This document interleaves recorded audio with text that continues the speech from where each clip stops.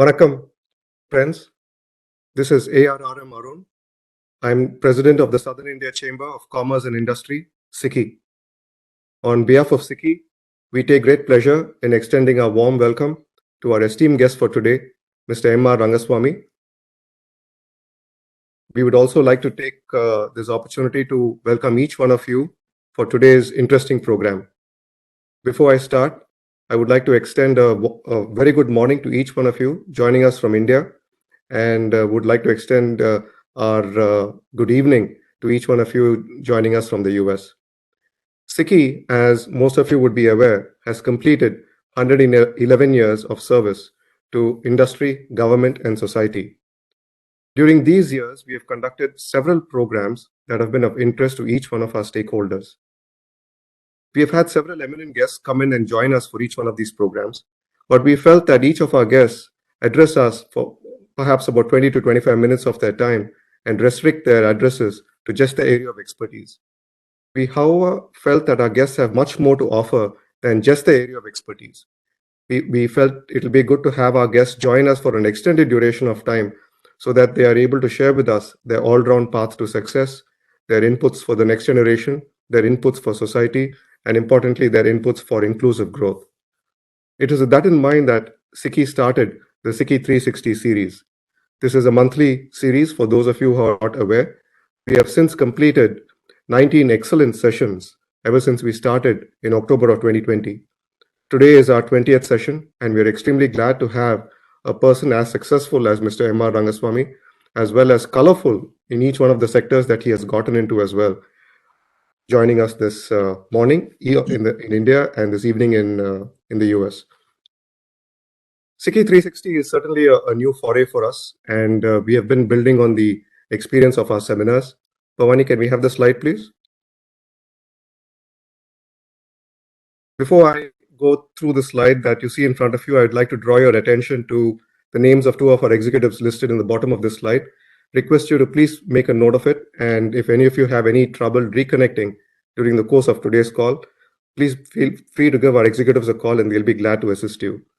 As I was saying, SICCI 360 is a recent foray for SICCI, building on the experience of our seminars.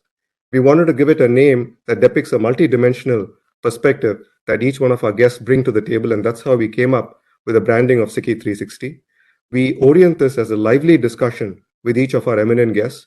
And again, each of our guests are experts in their fields, and they share with us their all-round paths to excellence. We have a stringent criteria for selecting our guests.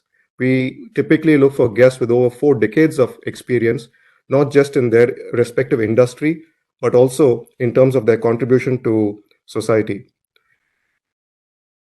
We, of course, orient this to be an apolitical platform. The format that we follow for the SICCI 360 series is that we have 5 sections that we interact with our guest. The first is we get to know our guest's expertise. We discuss about that. Secondly, we talk about our guest's organization and their role within their organization. Third, we talk about our guest's career path. Fourth, we talk about our guest's inputs for the next generation. And finally, we talk about our guest's inputs for society. We certainly encourage you, the audience, to participate along with us. There are 2 very basic guidelines that we follow during this program. Number 1 is we want our guests to be at comfort at all points of time so that our guest feels, again, comfortable to return to our program at a later date. And secondly, we want you, the audience, to gain out of your participation here. So please feel free to use the online chat box, and our SICCI 360 team will be glad to moderate the question so that it can get answered during the course of today's call. I'd now like to share a few words about our esteemed guest for today, Mr. M.R. Rangaswamy. He's frequently referred to with his initials as MR, so I will be referring to him as Mr. MR. So MR, if I might say. He completed his BCom from Loyola College. He later did his MBA from the Kent State University, and he has a bachelor's in general law from the University of Madras. He's been a software executive. He's an investor, entrepreneur, more recently corporate eco-strategy expert, and has been focusing on building communities, of course, also a philanthropist. In 1997, he co-founded what is known as the Sandhill Group, one of the earliest angel investment firms. Mr. MR brings with him over 40 years of business acumen to clients and programs. In 2012, he founded Indiaspora, which is a non-profit community of powerful global Indian leaders from diverse backgrounds and professions.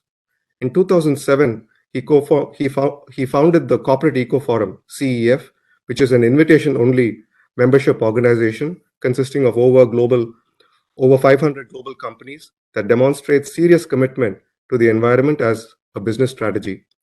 Mr. MRR has been advisor of inception and board member of the Kailash Satyarthi Children's Foundation.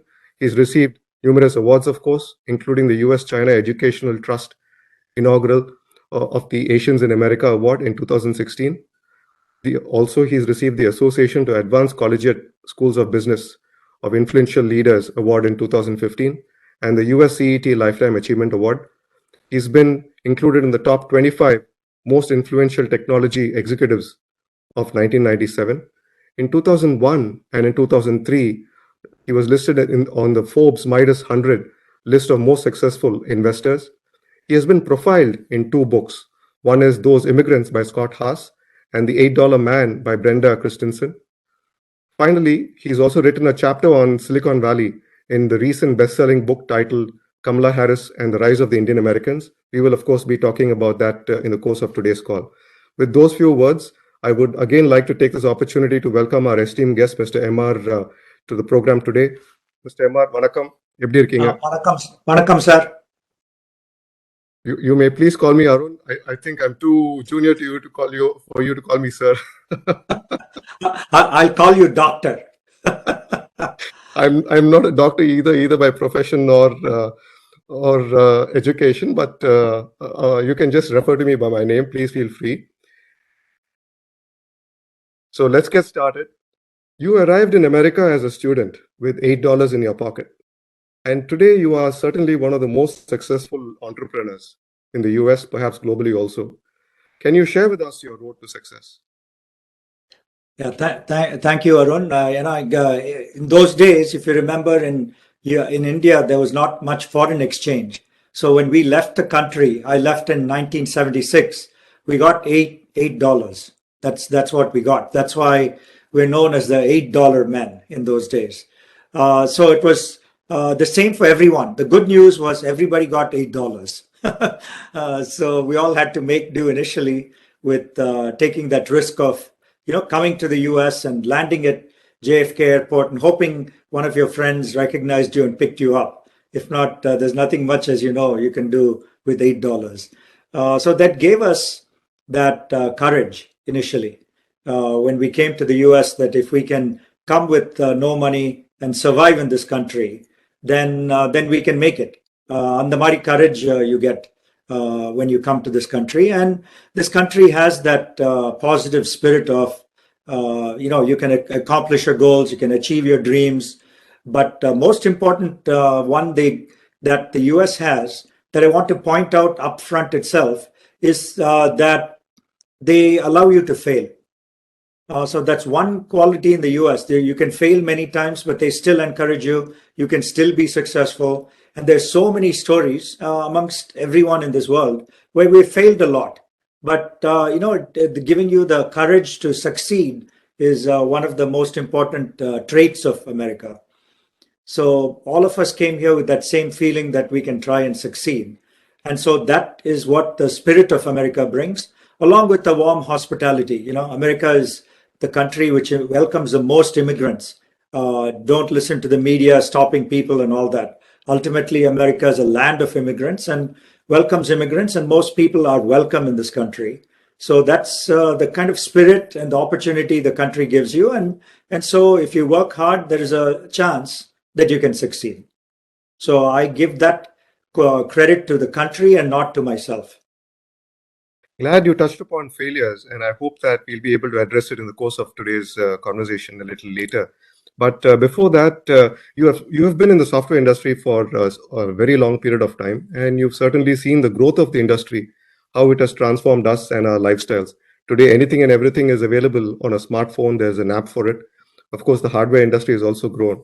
How do you foresee lifestyles changing as we move forward, given our growing dependence on technology these days? See, Arun, when we had COVID, 2 years ago, that was the first test for humanity to see how we can survive. So you look at how all the countries functioned right after March of 2020, right? Everybody was able to use their phone or computer. All corporations were quickly able to digitize themselves and be able to service their customers or their clients seamlessly using technology across the board, whether it was Zoom or whether it's WhatsApp video or any kind of which way technology was used. Same thing with corporate systems. You could order products, you could get products delivered to your house. The seamless integration of all the activities that a corporation had was done. And like our friend Satya Nadella said, that even Microsoft was able to accomplish, in 2 years, what would it have taken 20 years, to accomplish. So that crisis showed and quickened the pace of technology adoption, right? And so you could see without technology what we would have done during COVID. Just imagine the world without technology in March of 2020 when the world shut down. How do you respond? That is the single biggest example I will give everyone as to how technology has helped us in the past 24 months. And what would you say going forward? How would you foresee technology going forward? I think going forward, this is the platform, the base of where technology is. We will now continue to build on it, right? Whether it's artificial intelligence, whether it's Internet of Things, IoT devices, whether it's machine learning, whether it's facial recognition, whether it is autonomous driving, there are robotics.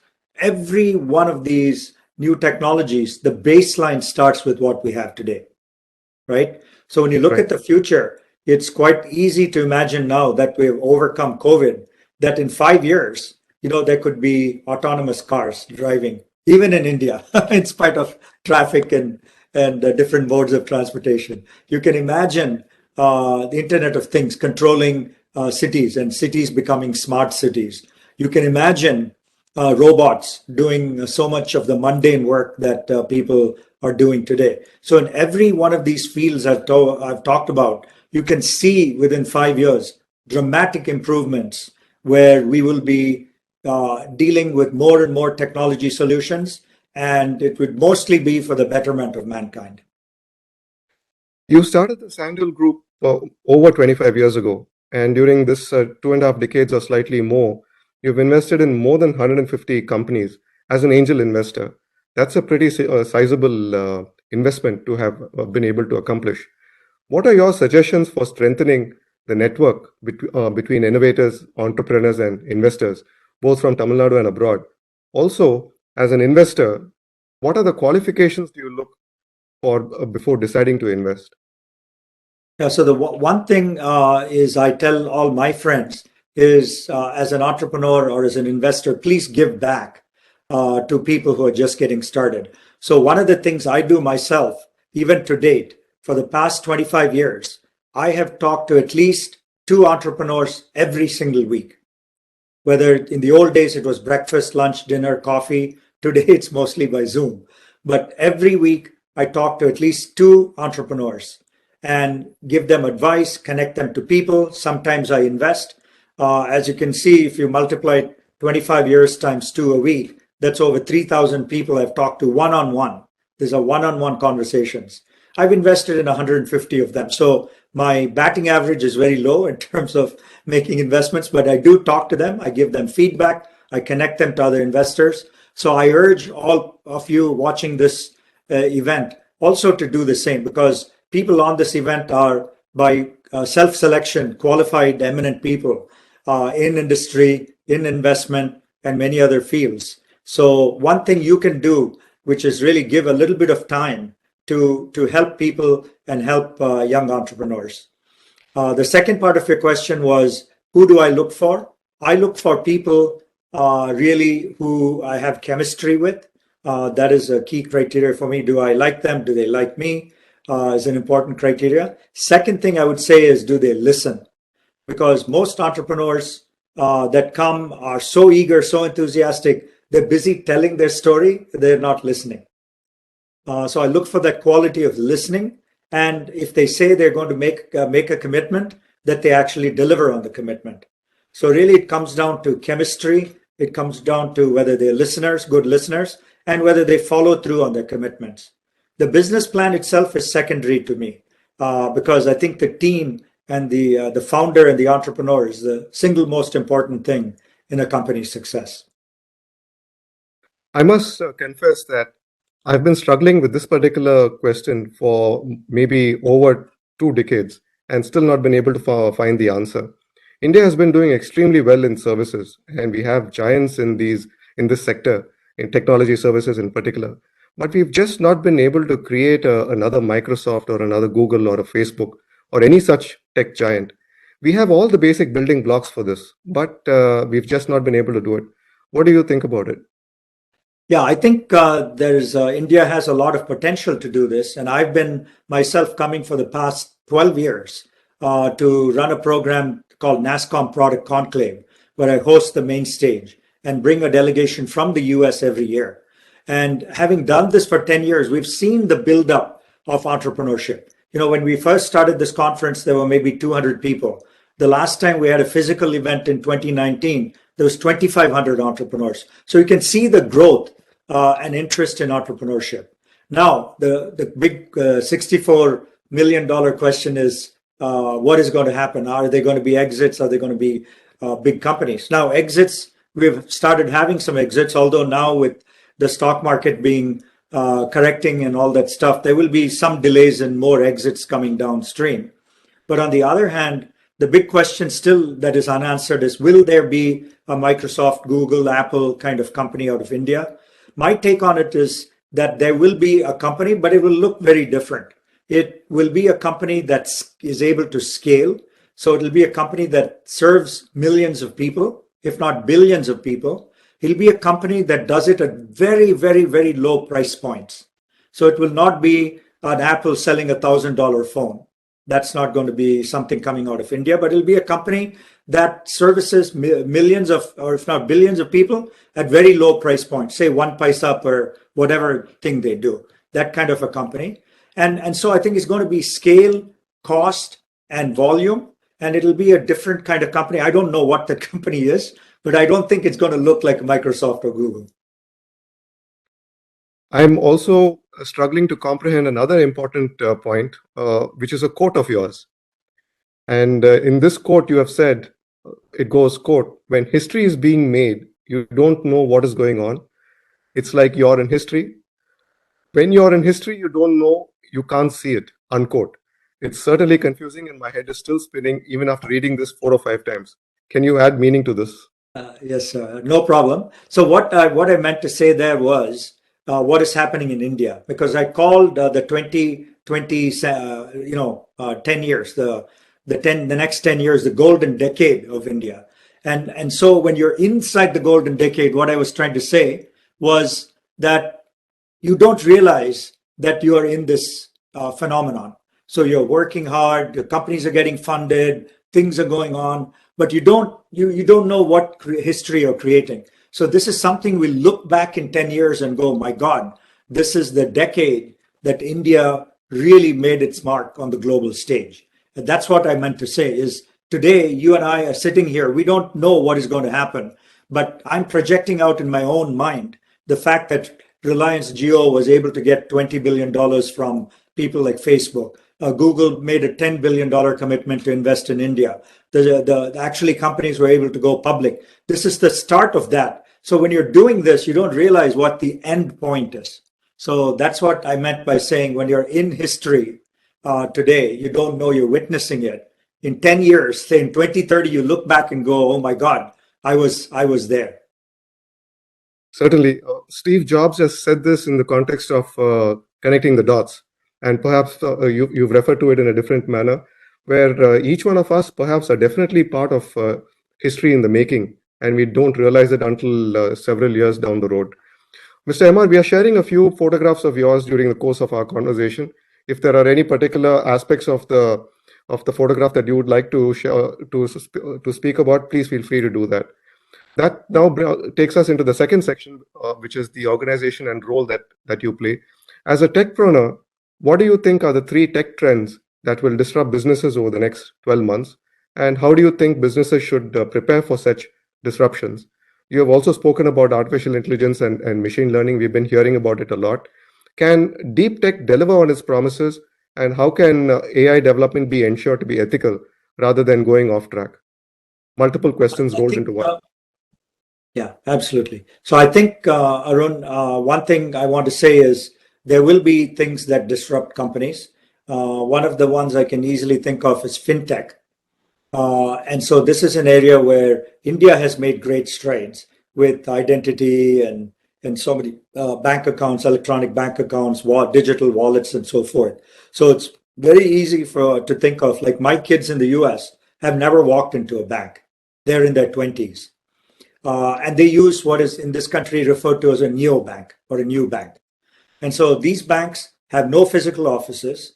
They have really everything is virtual, and the entire banking process is done through digitization, right? So think of that working in India. Why do you need to walk into a bank branch of any bank office?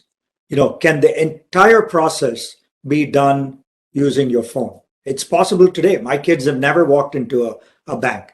So why cannot that type of disruption happen in India, where the usual process is you have a physical building, you have people.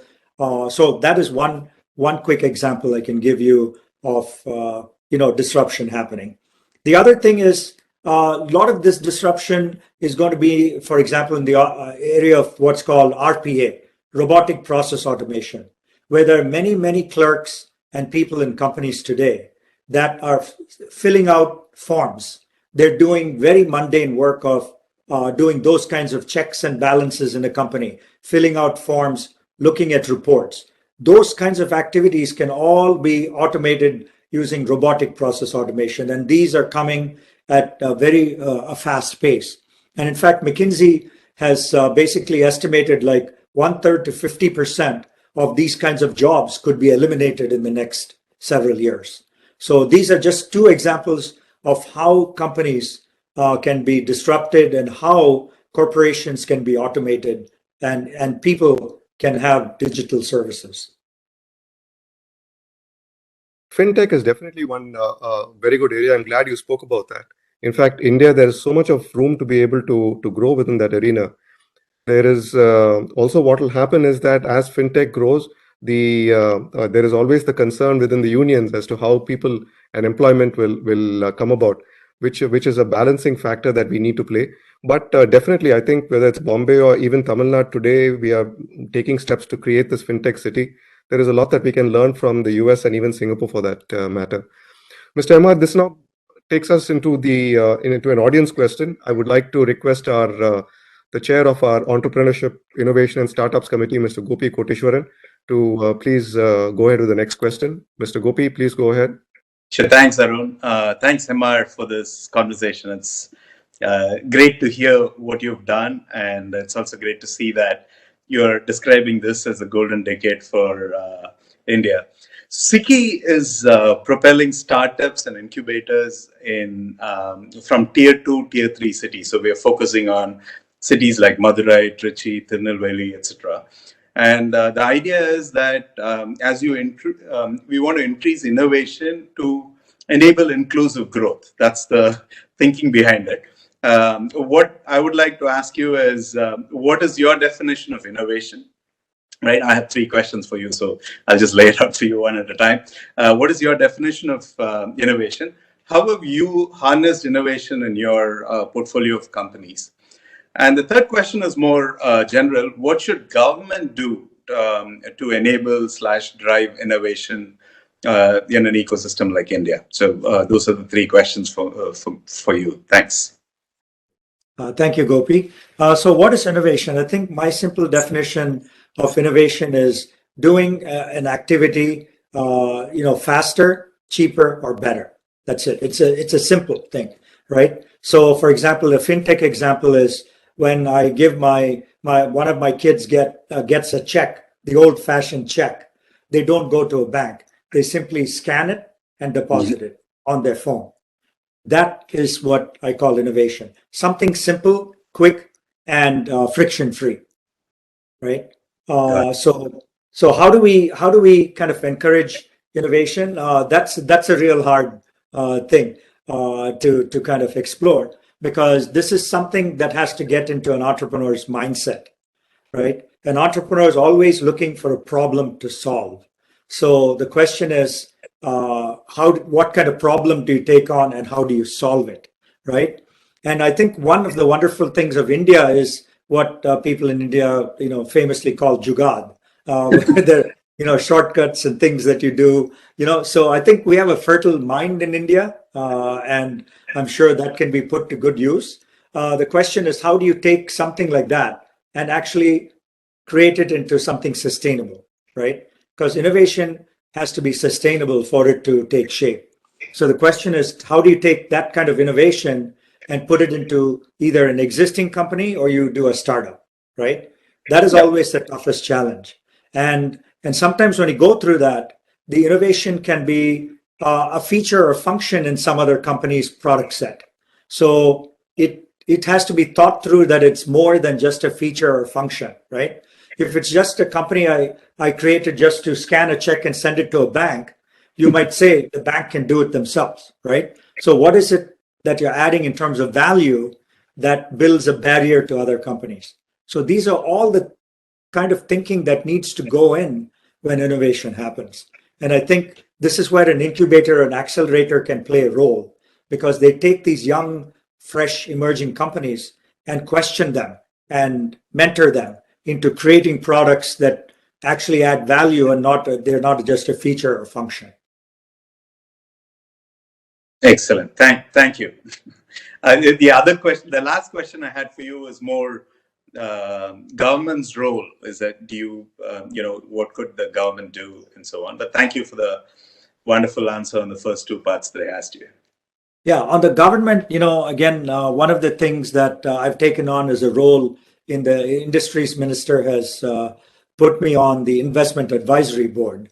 And so I've been giving a lot of thought. The Tamil Nadu minister, Mr. Tenners, has done that. So I've been giving a lot of thought to what's got to happen. And one of the things that the government in Tamil Nadu has done recently is something they call TNT, Tamil Nadu incubator in Chennai, that they've just announced, I believe, where it's a public-private partnership. I think that's where the government can shine, is not doing things by itself, but to have a public-private partnership where a lot of investors and corporations have actually co-funded this incubator accelerator in Chennai, where it's a public-private partnership. So I think that's a very unique way, and I commend the Tamil Nadu government and the people there in the organization in the government that have done that. Thank you. Thanks. Glad to be sharing the advisory panel with you, Mr. MR. You and I are in it, along with a few other guests as well. Certainly, that's a good platform for the government to be able to build upon. Also, for your reference, as well as the benefit of our audience, the previous slide had 4 pictures, and that shows that is to demonstrate the extent to which SICCI is taking effort in order to be able to push startups and innovation in tier 2 and tier 3 cities. The committee led by Mr. Gopi Koteshwaran, who's the chair of our entrepreneurship committee, does 2 things. One is they are building a startups exchange within SICCI facility itself. And secondly, taking startups, the thought process of startups into tier 2 and tier 3 cities within Tamil Nadu and encouraging that. So this is a photograph of 4 universities that they have visited in the recent past to be able to build the ecosystem there. And there's been tremendous amount of attention. We thought that the interest is only within Chennai, but there's so much amount of interest in tier 2 and tier 3 cities within Tamil Nadu that we are trying to tap into for the benefit of the population at large. Having said that, we now move on to the next point. Mr. MR, some investors invest to support exceptional ventures. Some support ventures that bring in societal change, while some others consider it as a way of giving back to the community. Also, there are others who say that they want to be connected to the industry and for them to earn back money in the process. What exactly is your reason to invest? So one thing, Arun, just to go back to the last thing, that TNT program is headed up by Mr. Neeraj Mittal, the IT secretary in Tamil Nadu. And so he would be a good person also to get in touch with for all your other incubators and stuff. He's done a really nice job with this partnership. So you could probably examine a similar model as well. Now, coming back to your question on, your question related to What exactly is the reason that yeah, the you reason for invest? investing. So, like I said, I've met 3,000 plus entrepreneurs, and so the thing that excites me and why I invest is not whether I earn a return or it's nice to do for society, or there's money to be made there, or I simply feel one of those kinds of have one of those feelings to invest. Really, what intrigues me is really the person or the persons behind this company or startup. Who are they? What are they doing? Do I have a feeling that they're going to be good? Will they rise up to the occasion? Because every startup, as you know, and every company you invest in, within 6 months, they do what is called a pivot. So whatever they start with when they pitched you originally in their PowerPoint deck, the 6 months later, that's thrown out the door, right? So really what you look for is are the people behind the organization. So that is clearly what drives me in all my investments. When I look at the 100 odd investments I've made, clearly most of the time when I look at it, I was really I engaged the founder, the CEO, the co-founders. They were what really made me make the investment. So it comes down to people for me. There are three organizations that you're part of, and perhaps to a good extent, we've been talking about the first organization, which is your investments. The next two questions are going to be targeted towards your next two organizations. The first one is about Indiaspora. You firmly believe that the 3 million strong Indians who represent 1% of the US population are, and also they are the highest earning demographic, about $100,000 per year. You feel that they should be more influential than what they are today. And that has been the reason why you have started Indiaspora. What do you expect to accomplish out of this, and how do you think it will benefit the community? Yeah, good question, Arun. I think one of the things that your listeners and viewers may not realize, there are about 32 million people of Indian origin outside of India. So it's a pretty sizable population. And there are five big centers where there are successful diasporas, US being one of them, Canada, UK, UAE, and Singapore being the big successful diasporas, right? So when I looked at this 10 years ago, like I said, I'm an entrepreneur. So I created the Sandhill Group, where we not only fund companies, we bring them together, we run events, and so on and so forth. The second one, one of the ones I created was Indiaspora, where I felt that the diaspora was not punching above its weight. The 3 million, 4 million now in the US. It was 3 million when I started. Now it's almost 4 million people, I think. And what is happening here is that the statistics look very good. Highest earning ethnic minority. The average Indian American makes $120,000 a year. We also are not only 1% of the population, we're 7% of the doctors. We're 10% of the IT workforce. So when you look at all these statistics, we should be running this country, right? But we're not. So that's what gave me the question of why is this not happening? And that's when I talked to, as an entrepreneur, over 100 Indian American leaders, from Tamar Sangam to Lawyers Association to Doctors Association to tech Thai people and everybody, to see why is it we're not more influential, right? That's what caused me to start Indiaspora, was to make our mark felt on society, and to do it in a way that we're not boasting or bragging. We're the richest people, we're the most successful people. That's not what we're about. We have to be givers, the biggest givers in society, and not known as takers, right? So we are responsible to make all of us in the diaspora be giving back and not taking from others. So that was what led me to kind of pull this together to be an organization called Indiaspora, where there are doctors, lawyers, tech CEOs, venture capitalists, artists, academics, everybody coming together to be a force for good, so that we are using the strength and our success to actually help others. There's another question that I had on Indiaspora, but I'll keep it for the next section because we'd also like to hear about the Corporate Eco Forum. Is development, in your opinion, possible without compromising nature? Also, technology now is used for, can be used for conservation-related issues. What roles do you think machine learning and AI play in alleviating problems that plague the earth? This is something that you are already looking at within the third organization that you are working on, which is the Corporate Eco Forum. Yeah. So the Corporate Eco Forum, Arun, is an organization. It's a membership-only organization of 75 of the world's largest companies. So companies like Apple and Amazon and Disney and Google and Microsoft and Ford, General Motors. These are all the biggest brands in the world. And the total revenue of these companies is $5 trillion. Okay? It's one of the world's largest countries if you put these companies together, right? So the premise there is, if these are the companies that can move the needle, even if they change 1%, it makes a huge difference, right?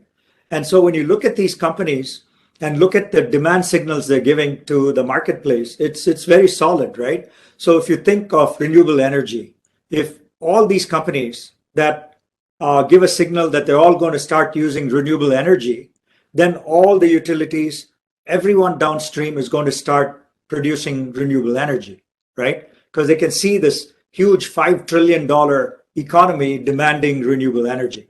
That's one of the big premise of the Eco Forum, is the fact that these companies, when they make a change, that sends a demand down that whole supply chain that they're working with, right?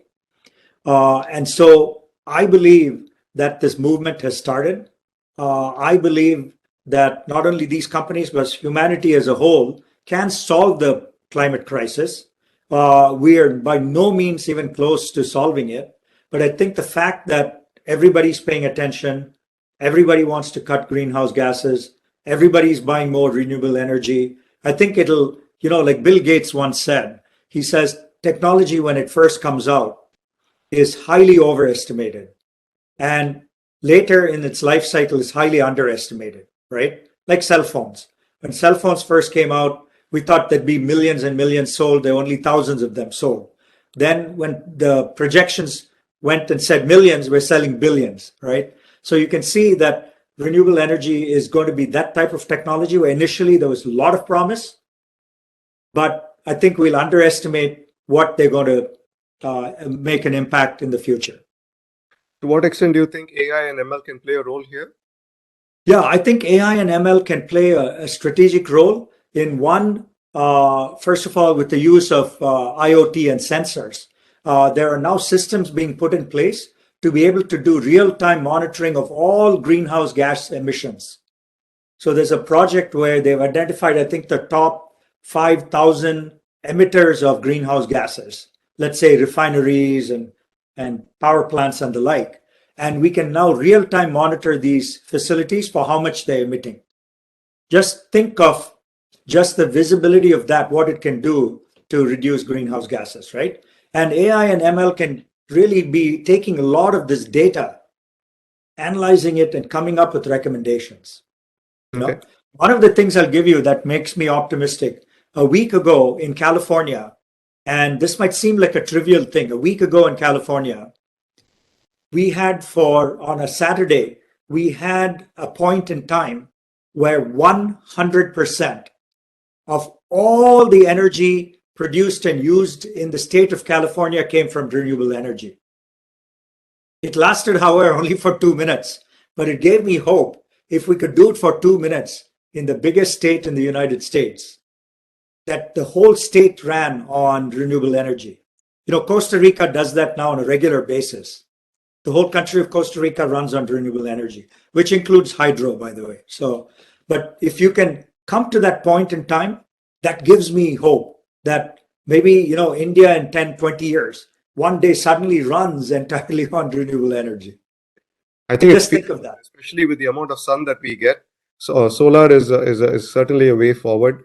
And if there is a will, I'm sure that there will be a way. We now go on to the third section of today's conversation on your career path. It's a very interesting career path that you've taken, Mr. Emar. You started off with a bachelor's in accounting, then you did law, followed it up with an MBA. Were you experimenting or were you interested in all these fields? And how do you think these qualifications have assisted you? Yeah, I think this is a great lesson in what I call myself the accidental tourist. So, studying BCom, I knew I didn't want to be an accountant. Then tried my stint at law. I knew I didn't want to be a lawyer. Then I did my MBA. I knew I didn't want to get into finance or places like that. So I think, here you see one of my biggest achievements in my life is when my alma mater, Kent State University, actually made me the commencement speaker. And I was at their basketball arena with 8,000 people, full house, actually talking to students on their graduation day. So I would say that I tried to experiment with, I basically took education to see what I didn't like as opposed to what I liked. And then eventually accidentally ended up in Silicon Valley due to a fateful meeting. I'd gone for some training when I was in a manufacturing company, which was my first job out of getting my MBA. And I was talking to the consultant running the training session, telling him my background and what I was doing. And he said, with your qualifications, you should go to this place called Silicon Valley. And that was a fateful moment. I decided to send job applications to Silicon Valley in 1982 when there was no internet, no Facebook, no LinkedIn. And by good fortune, I got a job and that changed my life. So education just prepared me, I think, in a way to take on my next job. And being a generalist, being part lawyer, part accountant, part business student, kind of set me up well for, being in the technology industry. So the lesson is that education counts no matter what it is. And after that, you have to find your path. Absolutely. You said it right.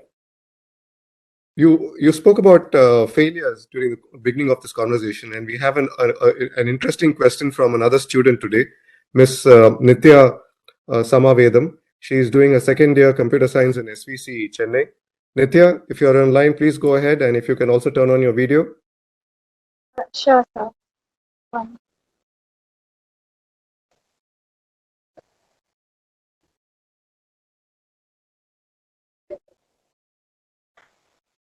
Nitya? I hope you're able to. You're not able to turn on Hello? your video? Yes, go ahead. Hello, sir. Yes, Nitya. Hello.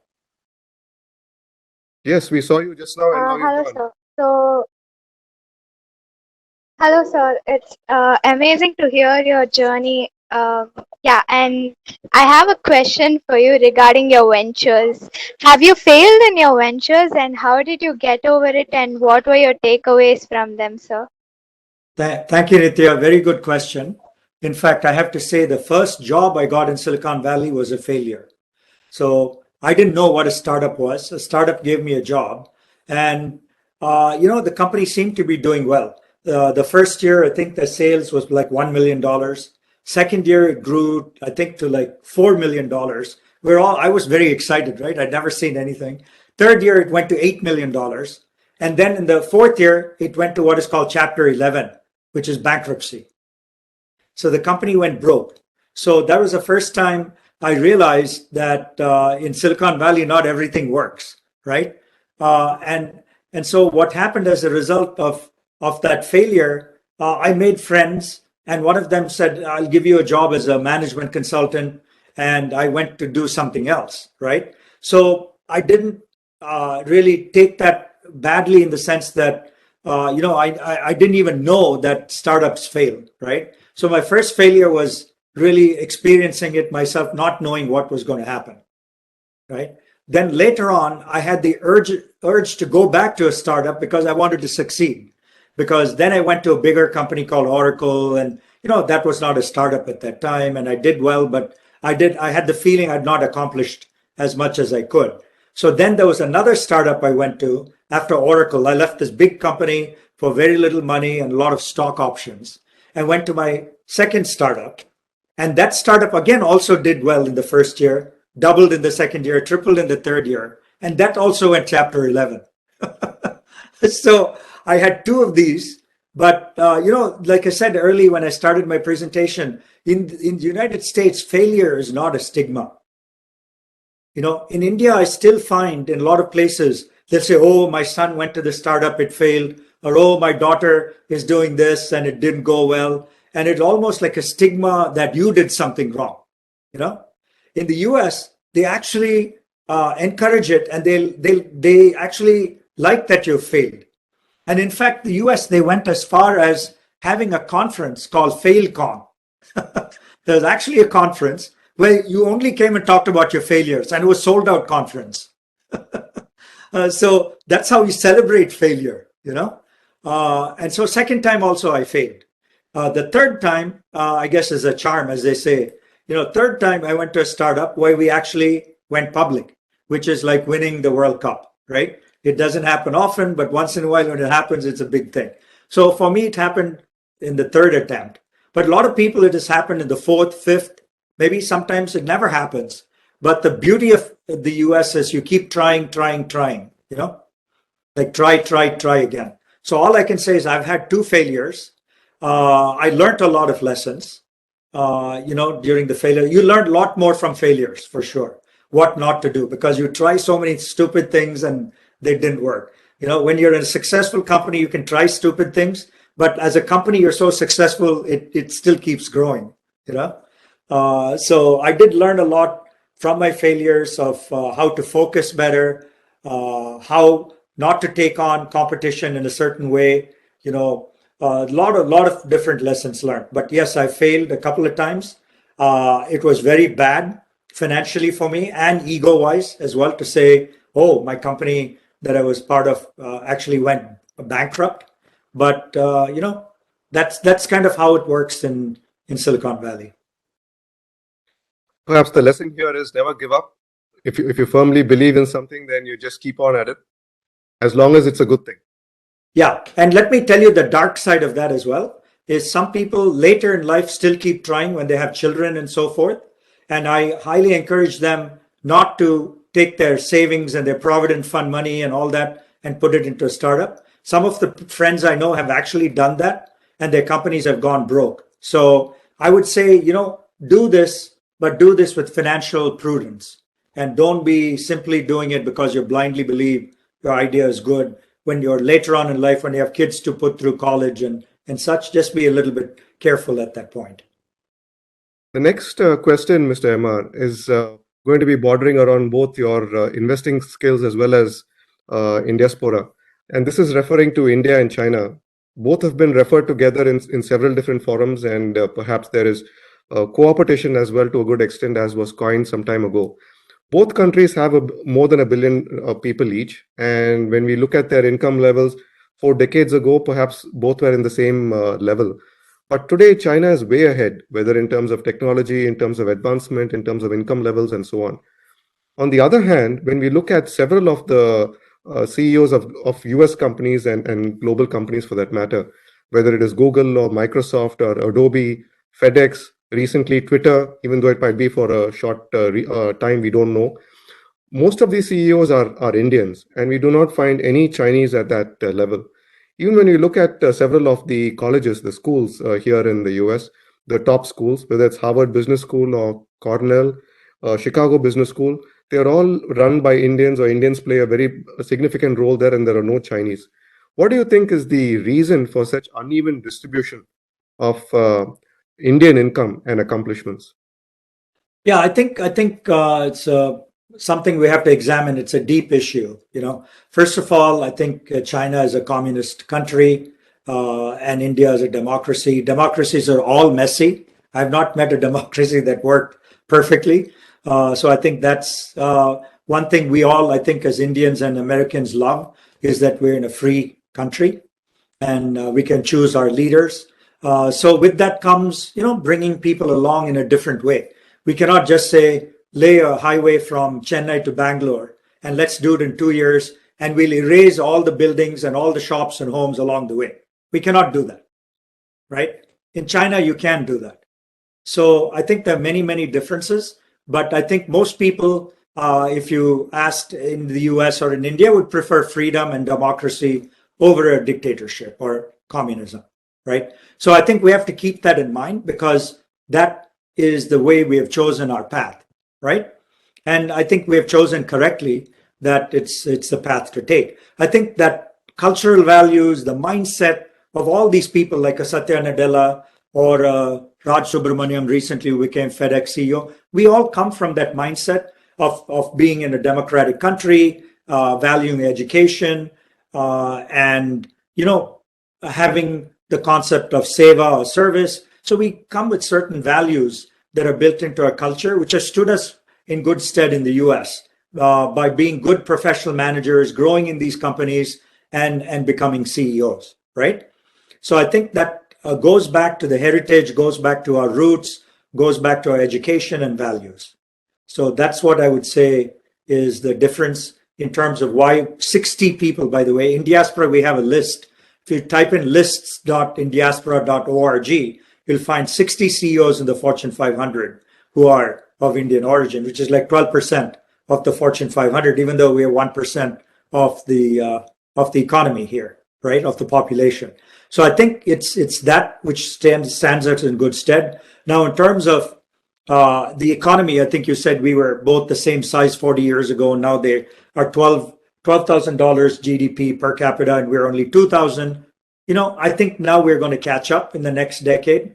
I think most countries in the world have realized that they need a second supply chain. They need at least one more country that can do manufacturing and do these kinds of things. So I think India will get its fair share of manufacturing jobs and supply chain work over the next decade, and you'll see the income growing. But we are who we are. We are in a democracy, and I've not seen any democracy grow at 10, 12, 15% a year. We now move to the fourth section of today's conversation on your inputs for the next generation. You've dedicated your life to building communities and connections. How do we instill these virtues in our younger generation who today live in islands of virtual worlds?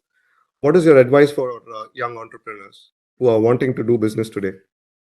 Yeah, my basic value system in starting these networks, I do several things. One is there's no agenda. The agenda is the agenda of the community.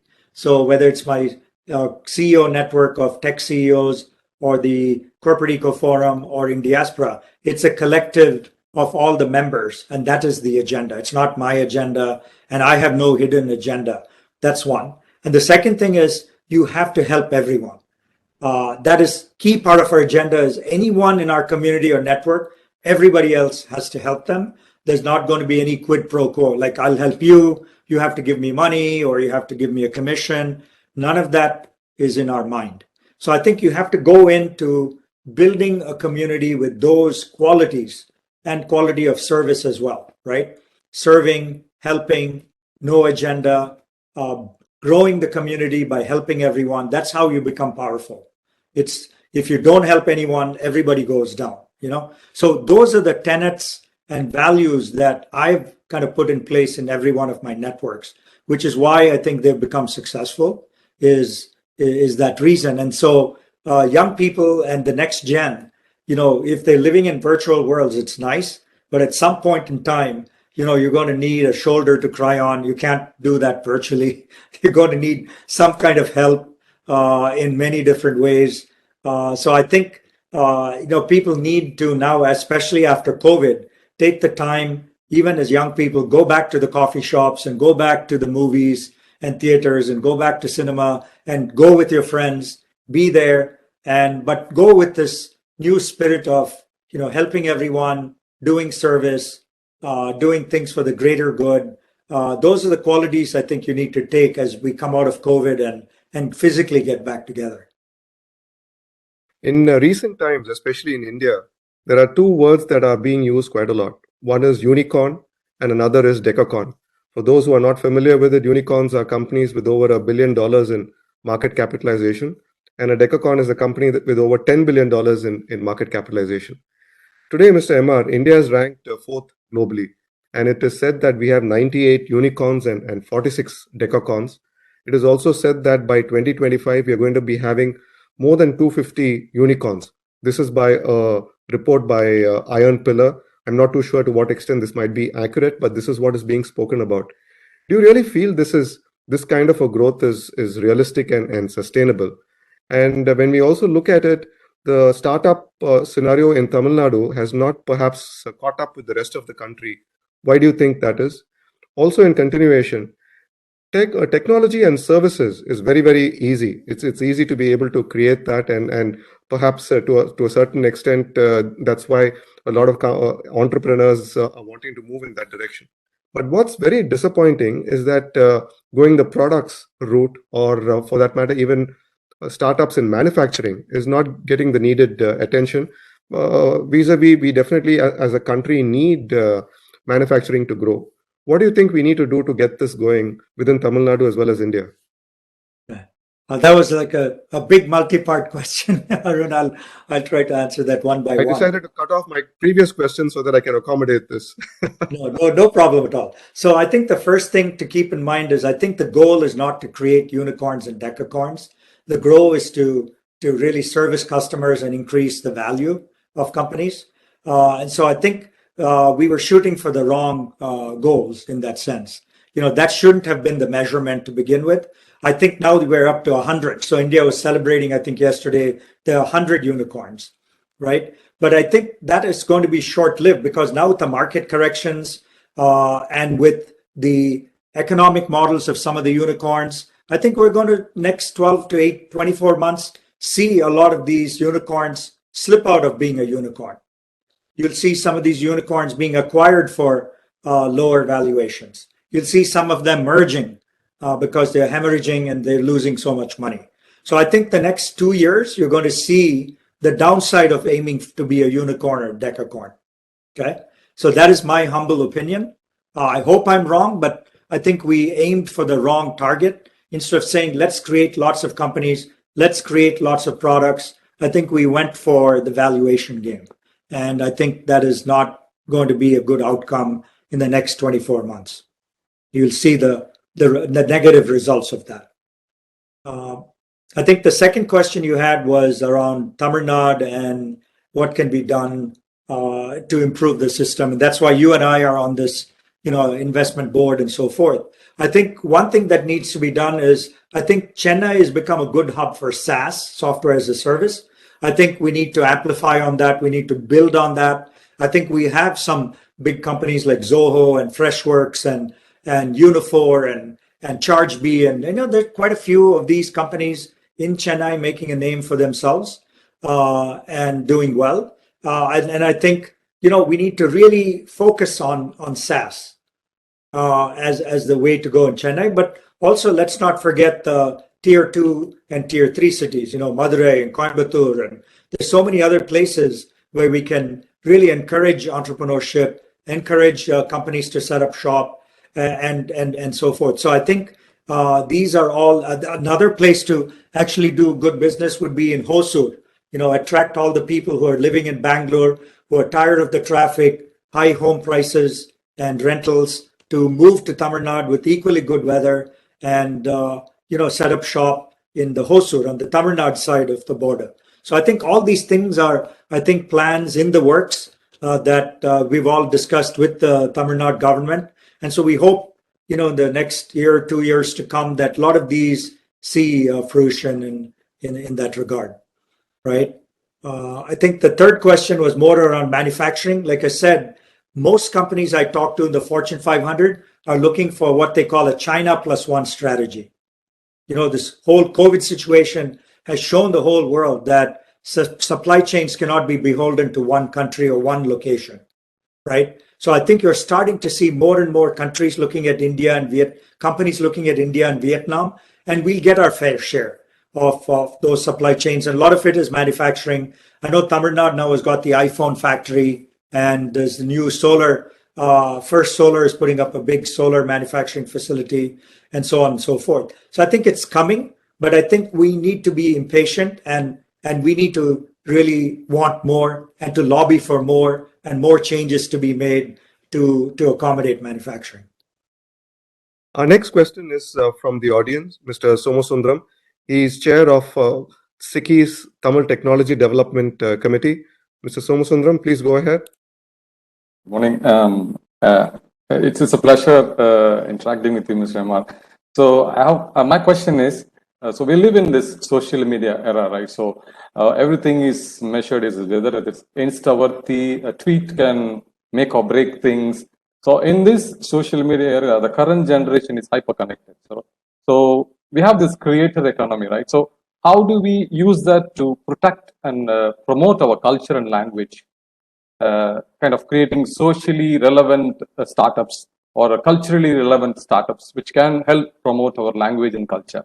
So that's my question, sir. Very good question, Somasundram.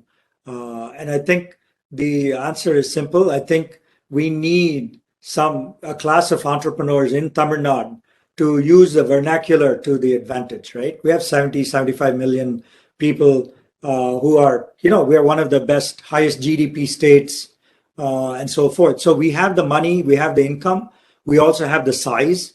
We're not like a small state, we're a very big state. So I think, we need to really get some dialogue going. Maybe even, SICCI can run a little conference, and I'd love to participate, where we only talk about how to use vernacular to our advantage, right? So if we can do everything in Tamil, do a Google search, do much more than that, speak, talk, report, buy, transact, everything in Tamil, that gives these companies a unique advantage that nobody else can take the business away from them. So I think one of the first steps, is to actually have a vernacular conference, a Tamil, conference where we look at all the opportunities that can both promote the language, use the language, promote our culture, our soft power, all these things. How can we pull it all together? And I think I don't have any bright ideas at this time, but the one idea I have is let's have a meeting. I think some good things will come out of it, and SICCI can be a good organization to pull something like that together. For your reference, Mr. MR, in fact, that's precisely what Mr. Somasundram is doing. We have started this Tamil Technology Development Committee over the last year, and Mr. Somasundram heading that committee. His charter is to go out and see how the Tamil language can be reinforced into every part of technology, every part of life, whether it is banking, whether it is internet services, whatever it might be. And he's already held a conference in January, if I'm not mistaken, where Dr. Mittal and the IT Minister, Mr. Mano Tangaraj, had participated. But what I think Mr. Somasundram is trying to do is to prod you for more ideas and also increased participation. Yeah. Maybe we can do, I don't know if that was a physical event or a virtual event, but I'm happy to pull in some, Silicon Valley people who are Tamilians and from all over the US to participate in a virtual event to get this thing going to the next step. Let's keep doing 2 or 3 of these to get ideas percolating, We are currently on the process. Your calendar is now finalized for the year. We're actually trying to get the time from the CM's time for that particular conference, which was supposed to be held last year. So we are trying to conduct that conference, the conference that you just talked about, the similar one. We have already planned for it. We are working on it. We hope to bring it to the light. Yeah. But while you do that, I'd like you to take. Sorry, Mr. MR. While you do that, Mr. Somasundram, I'd like you to take Mr. MR's suggestion and conduct 2-3 of these sessions prior to that also, so that you can keep the tempo going. Definitely, sir. Definitely, we'll do that. Go ahead, Mr. MR. You were saying something. No, I said count me in for giving you some resources if you need some speakers or venture capitalists who are Tamil people and others to come in and talk about it.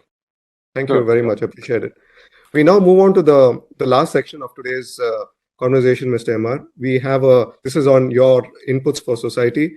We start off with a question from another student, Mr. Varun, who's doing his second year IT at SPC. Varun, can you please go ahead with your question and also turn your video on? Yes, I hope I'm audible and you can see me. Yes, please go ahead. Yes, sir. So my question to you is, it's a shocking and a little known fact that around 250,000 Indian Americans live at the poverty level, including 30,000 Indian American children in the New York City alone. What contributed to this, according to you? Good question, Varun. I think, like I said, we always talk about the good things that happen to us. We seldom talk about the bad, and so we did this report. We kind of called it the Invisible Indian, and so we were looking at our community, going, if everybody's so rich, can we take a look at the demographics just to make sure? And when we did the report, we found to our dismay that there was a large group of Indian Americans who live below the poverty line, which is a very, very, very low income. And so we started digging into this. And the other less known fact is, next to the Mexicans in the United States, Indians are the second highest undocumented people who have come into this country without papers. The estimate is there are 400,000 Indians who don't have papers who live in the US. So a large portion of this 250,000 are this 400,000 people who are living here without papers. So those two numbers, there's a Venn diagram where 250,000 are poor people, right? But they also happen to not have a visa. And a lot of this has happened by Indians not crossing the border like it happens to many other ethnicities. A lot of Indians come here either on a tourist visa and just don't go home, or they have come here on a student visa and stayed back. So this is why when we get a lot of reports from India saying our visa is denied, request was denied, a lot of this is also happening because of the undocumented people staying in the US. So I think it's a combination of that. And when you don't have papers, you end up doing cash jobs. And these cash jobs are at small grocery stores, restaurants, where you don't even get the minimum wage. And that is what is causing a big problem in this country. And we're trying to highlight that. And we actually have highlighted it by doing this report that has come out. But it's a sad situation. Continuing on with Indian Americans, the other side of things, we have certainly seen a number of Indian American people rising up in prominence and taking on senior positions. Of course, starting with Ms. Kamala Harris as Vice President, there's also been Ms. Tulsi Gabbard, Ms. Nikki Haley, and of course, Mr. Bobby Jindal as well. Do you think we will get an Indian American or even a Tamil president of the US? And also, how true do you think Indian American politicians are to our culture and beliefs? Yeah. What happened was, one of the things we did at Indiaspora when we started, we said if we're 1% of the population, we should be 1% of the representatives in Congress, right? And, so we actually, as a community, supported people like you see here, Kamala Harris, and people like Ro Khanna, Raja Krishnamurthy, Pramila Jayapal, Ami Bera, and all these people. And in 3 election cycles, we succeeded in becoming 1% of Congress, right? Who would have thought that in 6 years, when we set a goal of becoming 1% of Congress, we actually accomplished it, right? And so it's then you start dreaming, then you say, could there be a vice president? And now we have a vice president who's not only Indian, but Tamil, origin, right? So it is easy to dream again now that someone could become president. And there are many candidates who could become that in the future, or even Kamala Harris could become the next president of the United States. So it can happen, but politics, as we all know, is a very strange game, and it can take twists and turns before things happen. But who would have thought we'd have a vice president today whose mother came from Chennai, right? So I think it's very possible. And what Indiaspora has done by our network getting all these people elected, Indiaspora directly cannot fund any politicians because we're a nonprofit, but our network has funded a lot of these people.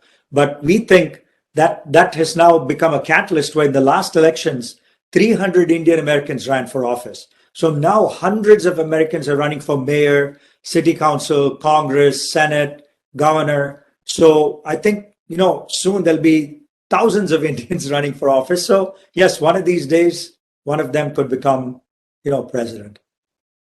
Keeping time in mind, Mr. MR, two more questions for you.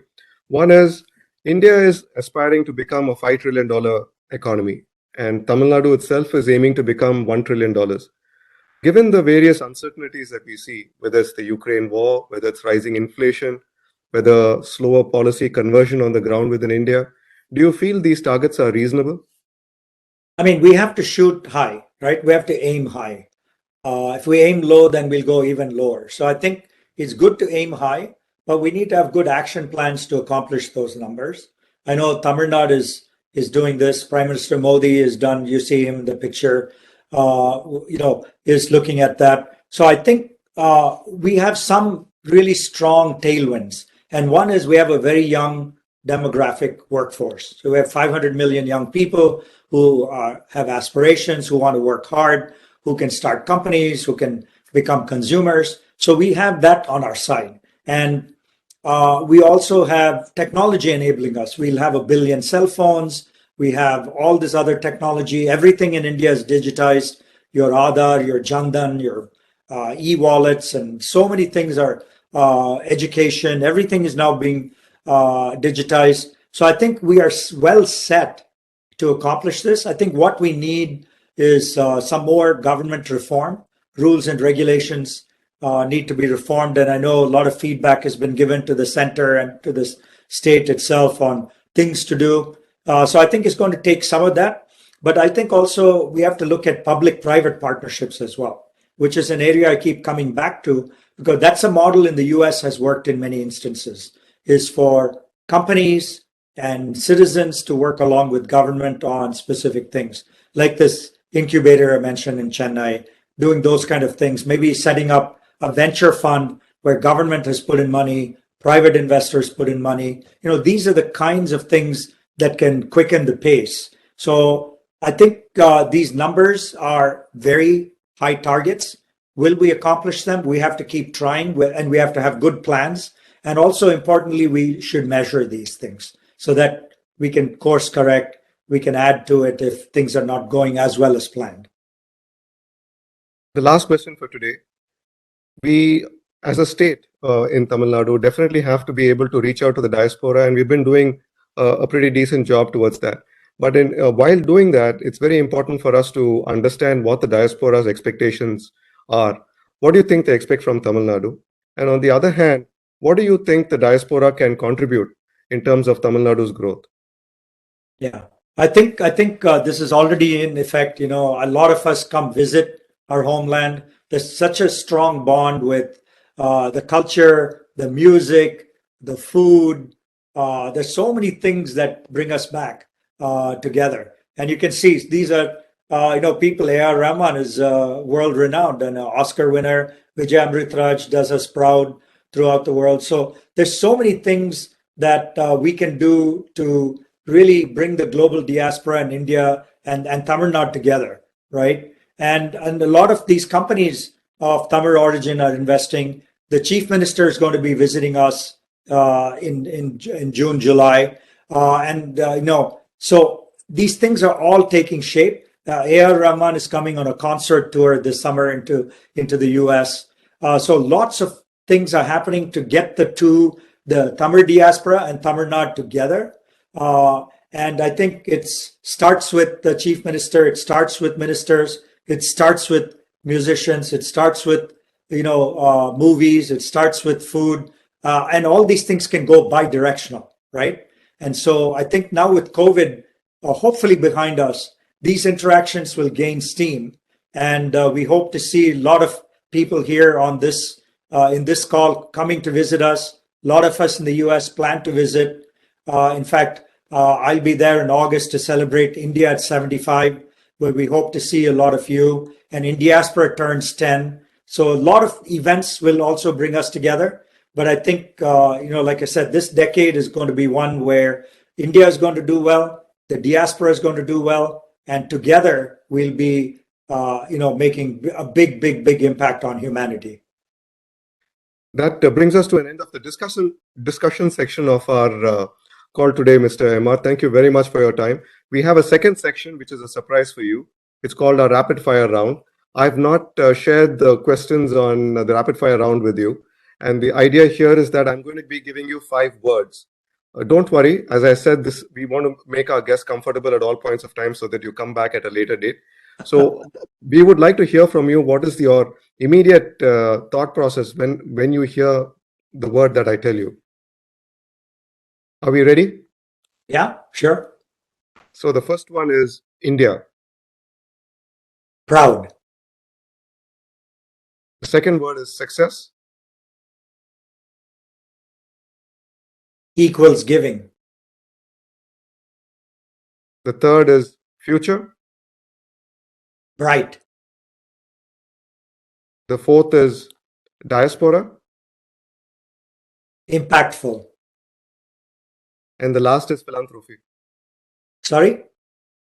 Philanthropy. Will grow by leaps and bounds.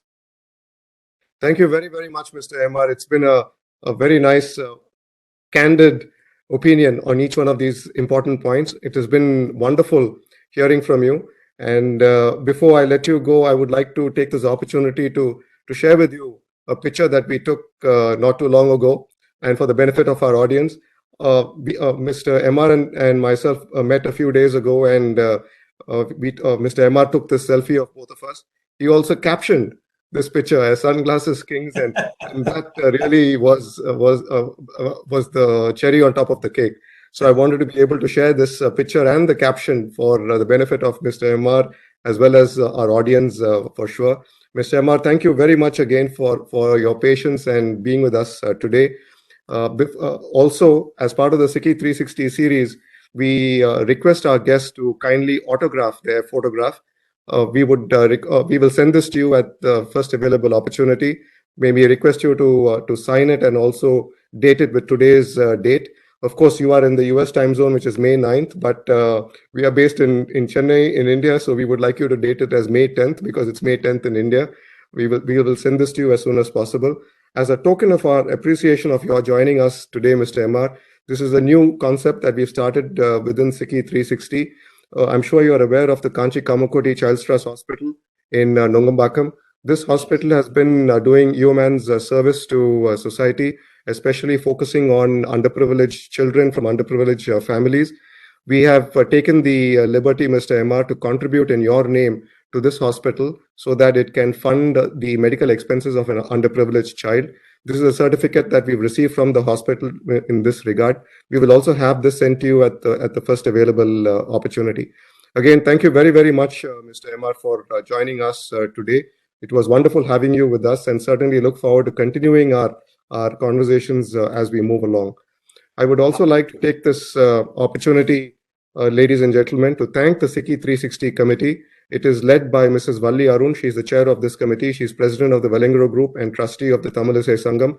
Without this committee, we would not have been able to conduct such a good series of events, 20 so far. And we've already scheduled the next few events as well. So we will share that with you as well, and kindly join us.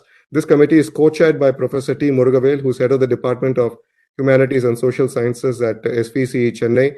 Professor Murugavel is in charge of doing the research work on each one of our guest speakers and feeds the questions to us so that we can interact with our guest. Mr. Gokul Santanam, who's Senior Vice President at Emphasis, is in charge of marketing of the SICCI 360 programs. Mr. Amalan Alavandar, Environment Consultant at the Asian Development Bank, is responsible for the online session moderation. Ms. Vilasini Meenakshi Arun, student of clinical psychology, brings in the student perspective. Mr. Vinod Solomon, Secretary SICCI, and Ms. Bhavani Srinivasan, Assistant Secretary SICCI, have been doing a wonderful job in coordinating this program and enabling the success of the SICCI 360 series. I would also like to take this opportunity to share with you, friends, about the next SICCI 360 program that has already been scheduled, session 21. This is with Mr. M. Mahadevan. He's otherwise known as Hot Breads Mahadevan. I'm sure you are well familiar with him. He's chairman and managing director of Oriental Cuisines Private Limited, CC Fine Foods, as well as B&M Hot Breads. There are several notable restaurants in Chennai that Mr. Mahadevan has given rise to, whether it is Cream Center or Bombay Brasserie or Snappy, that has been around for a long time, or Amaravati for that matter, must be at least about 12 to 15 different brands that Mr. Mahadevan has created. He's going to be joining us on the 10th of June.